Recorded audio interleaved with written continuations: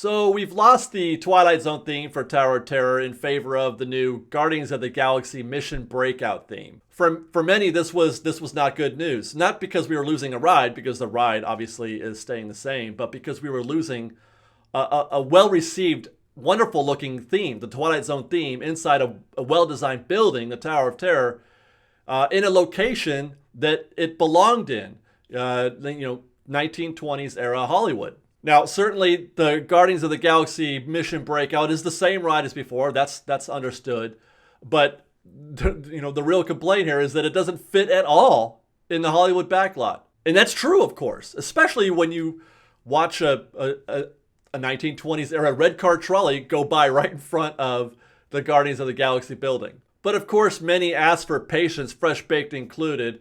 Sure, it doesn't fit the Hollywood backlot theme. But clearly Disney had bigger plans, or still does have bigger plans for this area that go beyond just a single hotel reskinned in Hollywoodland. What if Hollywoodland was no longer the future of this part? What if the future of this area was a completely Marvel-themed area? At that point, sure, Guardians of the Galaxy fits in quite nice. And if that's the case, it's just a matter of time and patience. Then more and more of the building's new facades started to come into view, and things weren't looking good. The building doesn't look great. It actually looks kind of trashy, kind of confusing a little bit. Meanwhile, Joe Rohde's comments, Joe Rohde being the lead Imagineer behind this project, Joe Rohde's comments were not helping at all. Now, we all love Joe Rohde. He's a wonderful Imagineer, and we all understand that this is an assignment that has been given to him. It's not something that he asked for and said, hey, I can do this. I don't hold Joe Rohde responsible at all for the condition of Tower of Terror. But when he says stuff like it's a square peg in a round hole, it only adds fuel to the fire that this is a thing that does not belong in the backlot. And then he even goes on to say that the Guardians of the Galaxy is an intrusion. It's almost as if it came out of nowhere. It's kaboom! And then it's in this space. I'm doing my best Joe Rohde impression there.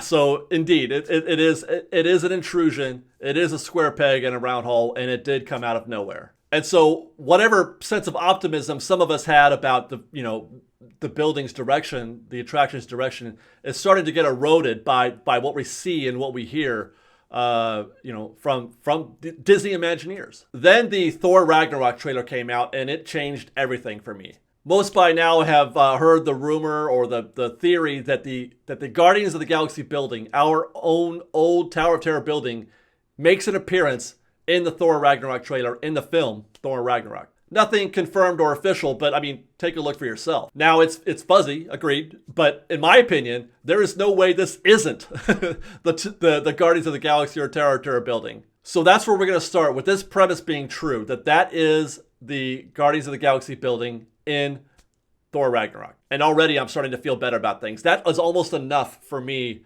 to agree that it fits in DCA. Because now we have a building that exists in the Marvel Universe, not just a single eyesore in DCA. This, by the way, is something that Marvel is really good at. They're really good at tying in all these universes into one large, very large story. If you watch any of the Netflix shows, for example, the Defender series, Jessica Jones or Luke Cage, Daredevil, you don't realize you're in a Marvel universe until somebody just references the incident, just offhand, like they're not talking about it. They just say, oh yeah, don't forget about the incident. And then you realize, oh my gosh, we're in the Marvel universe, and it all connects. We all realize that these people are all existing in the same place. But that's just a start, and what I've learned since then has really helped me turn the corner on how I feel about this building.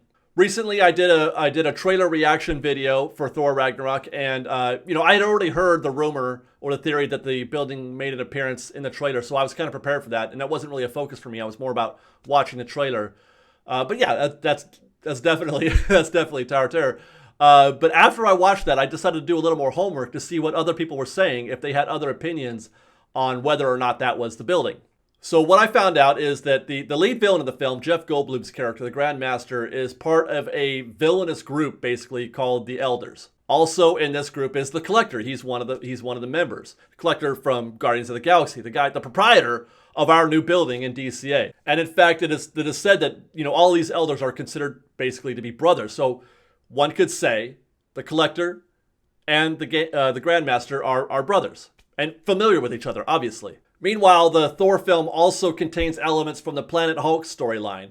This is one where Hulk is on a distant planet, kicking all kinds of ass in some kind of like gladiator-style setting, and the arena in which this gladiator-type battle is happening is on the planet Sakaar. And this planet Sakaar, is apparently lousy with wormholes. They're all over the skyline.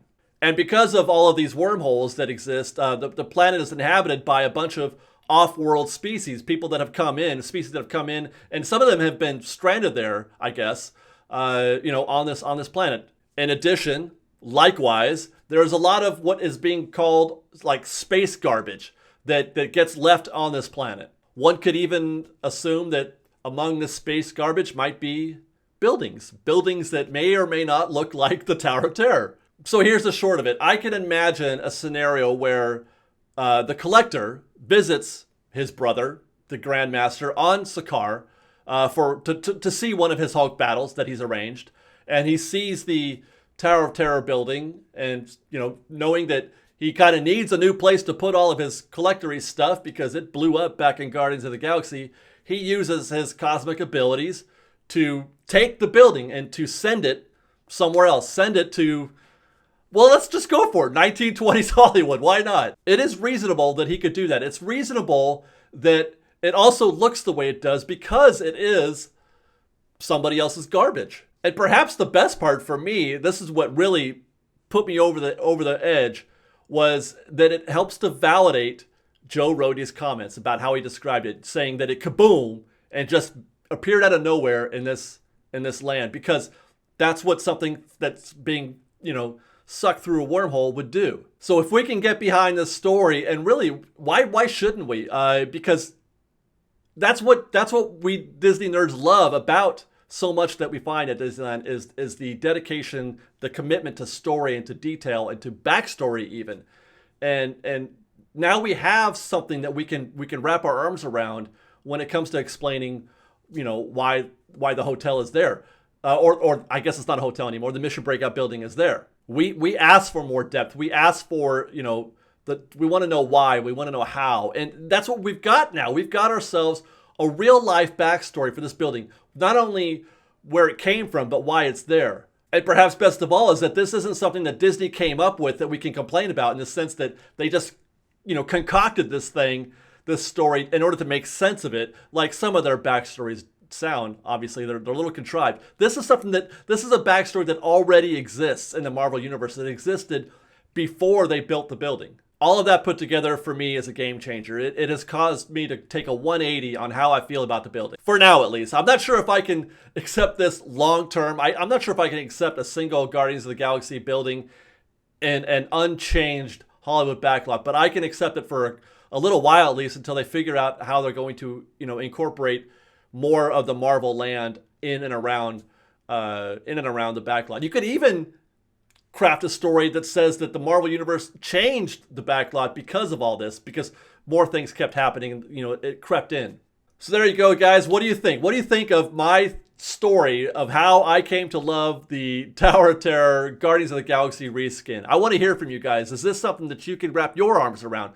Or does this make you feel any better, or are you still just angry and, want your Tower of Terror back? I'd like to hear from you. Leave your comments in the description below. And we'll see you next time, guys. Fresh baked.